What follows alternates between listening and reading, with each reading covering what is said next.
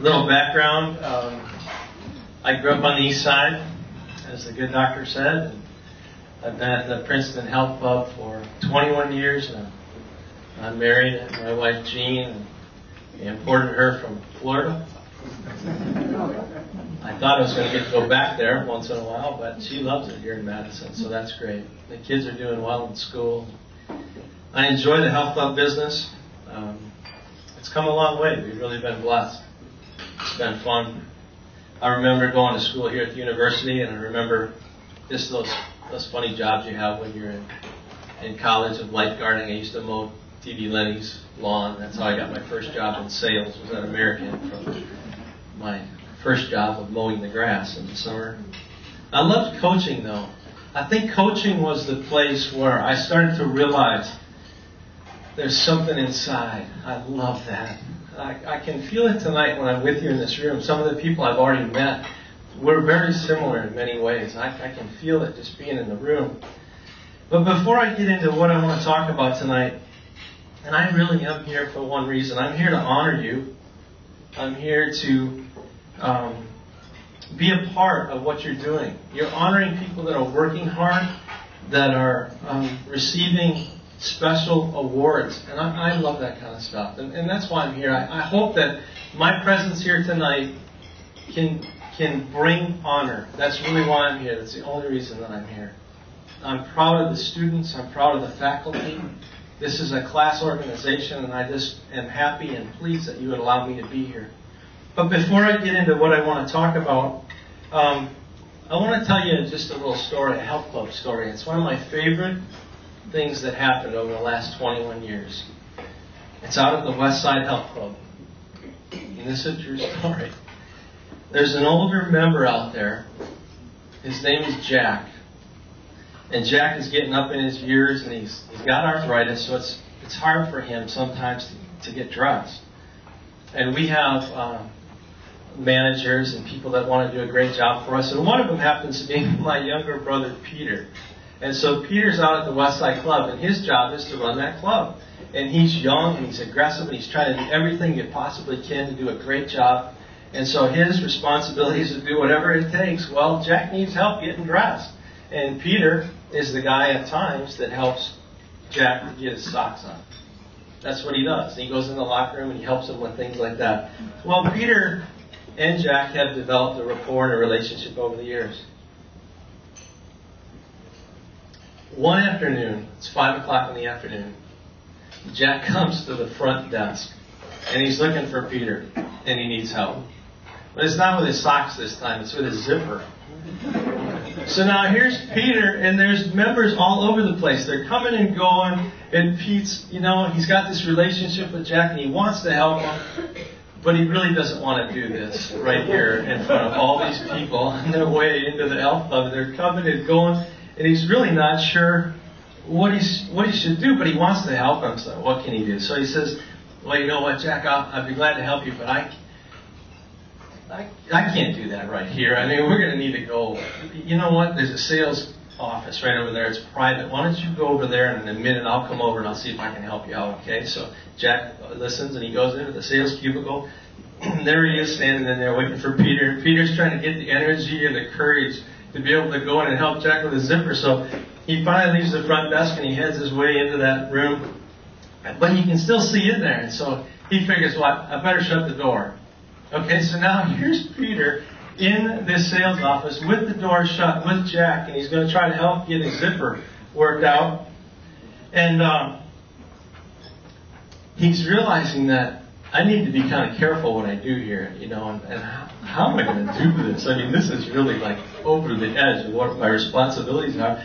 And so he realizes that because of the way things are, he just kind of got to, well, the only way I can really do this, and he gets down on his knee on the floor, and he's kind of reaching up with his hand like this, and he's like just the most awkward place he could possibly be, and he's looking up like this, and he's reaching up, and then he realizes, he looks and he says, hey, Jack, your zipper's zipped. And Peter gets slapped on the side of the head. And he goes, "That there, stupid, my jacket."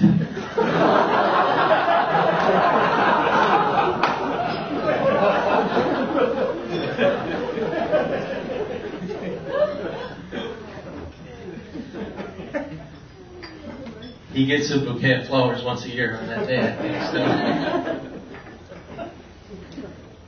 So I was asked tonight to talk briefly, and I will be brief, about ethics. I've been thinking about this a lot. I believe that corporately, we don't have ethics if individually we don't have integrity. And so what I want to talk to you about for a minute tonight is about integrity. And I want to tell you a story, if that's okay. And the story is about a young girl. She's a golfer. She's got passion inside.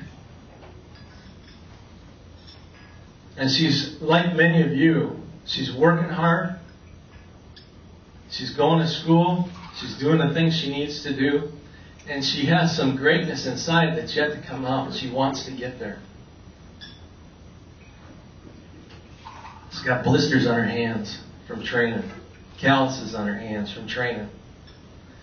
And she's in high school. She's partway through high school. She's a junior in high school. She's in a tournament. And in that tournament, she's having one of those days. And if you're familiar with golf, you start out high in the 90s and you go into the 80s, and someday, hopefully, you get to go underneath that. Well, this was one of those days where her round was going great. It was on the east side of Madison. It was over at the Bridges. And she had what looked like might be the round. And she was on the 17th hole. And she was within reach, striking range, for the 79 that she dreamed about. She tees up on the 17th hole. And you could just tell the things that were going through her mind. There was trees on the left. There was water far off on the right. She checked the wind. She did her pre-shot routine. But the pressure was a little bit different this time. And when she hit the shot, she pulled it. And she hit a tree off on the left side of the fairway. And the ball dropped down. And it dropped in a hazard.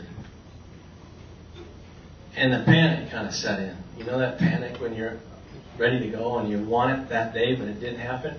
And she went over, and it was the longest 150-yard walk she'd had in a long time. She gets over there, and she's like, in her heart, it's pounding. She's trying to calm herself down. She's not sure if she's going to be able to find her ball. And finally, she sees the ball. It's like, oh, thank God, it's there. And it's in the leaves. And actually, there's a leaf on it, too. It's kind of covered. But she finds her ball. And then when she gets in there, she can see that, well, the green's up there, and I've got a shot. Okay, now hang tight. It's your moment. This is what you've been waiting for. And she gets ready, but she knows the rule enough to know not to move that ball. So she reaches down, kind of almost like with the hand of a surgeon. She reaches down and she moves that leaf off the ball, but she doesn't move the ball. She prepares the shot, and she hits a decent shot. And she's up on the green. She makes her putt. You know, it's like relief.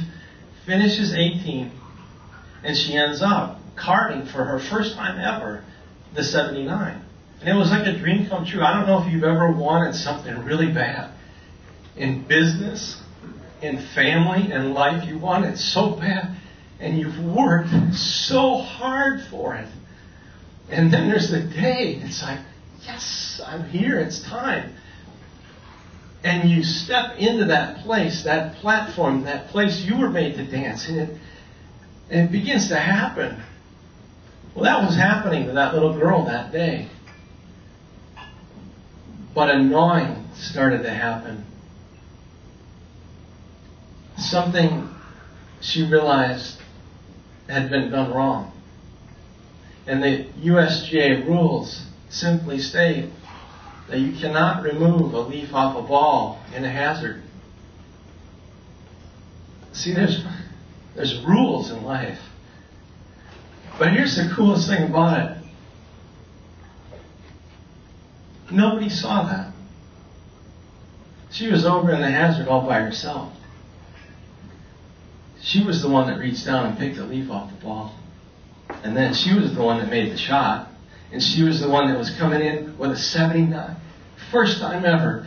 And she could see the look on Coach's face. You know that look when Coach looks at you and never has to say a word, but inside the look on his face was, I knew you could do it. I've always known you could do it. He had that look in his face. And she was enjoying that look. It's like, yes. But then all of a sudden, the gnawing would set back in again. And there's a voice that comes from some place, it's located somewhere in here. It's between the bottom of your heart and the top of your stomach. There's a place in here. And she had to make a decision that day. Nobody saw it. 79. I've worked so hard to get here. Do I record the score or not? And the gnawing got worse and worse and worse. And that day, that little girl said, no, I'm not going to do that. I don't care if anybody wasn't looking. I'm going to do it the right way. And she went to her coach, and she explained to her coach what had happened. And he said, you know what? That is the rule. And that is right. What you did is the right thing. And she recorded the 80 on the card. And she turned it in, and that was the end of that tournament.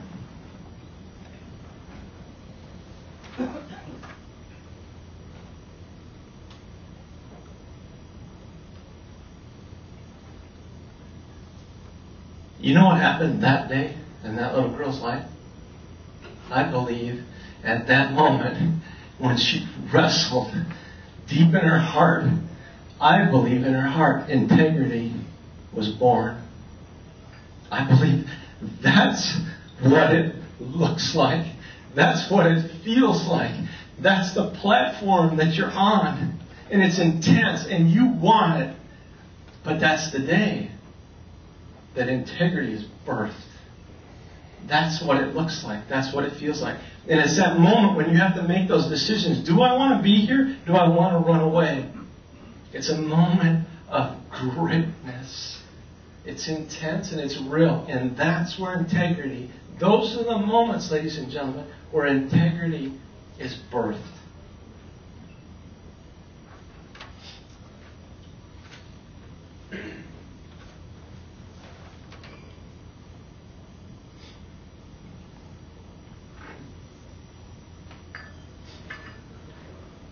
The newspaper picked that story up.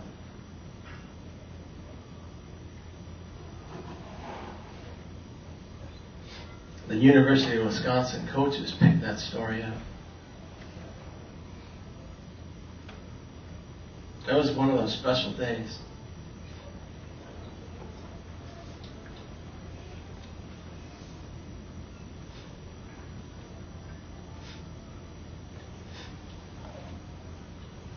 That little girl is my daughter.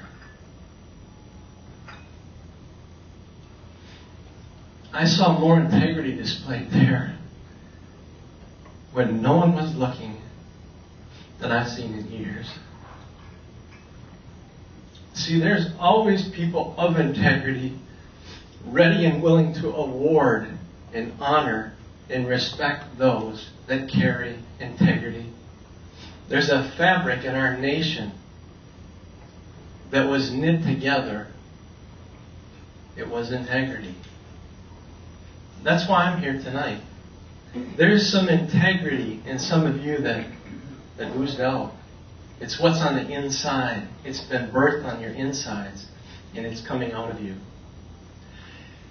I think that there are times when you think no one is watching, and you get the opportunity to decide, am I going to walk with integrity? Am I going to dig deep? And I think at that moment, that's when your opportunity for greatness and for a birth to take place. That's when it happens. But I will tell you this, personally, I believe you're not alone. I do believe somebody's watching. I believe he's watching from a place that you don't see. You can't see him. But he's cheering. He's hoping. He's saying, yes, you can do it. I know you can do it. I believe that you can do it. He's watching. He's right there. But you just can't see him. See, he's the father of integrity. You know, one of the things that the Bible says about King David was that God liked the fact that that man David had integrity. That was one of the things. David was a man after God's own heart.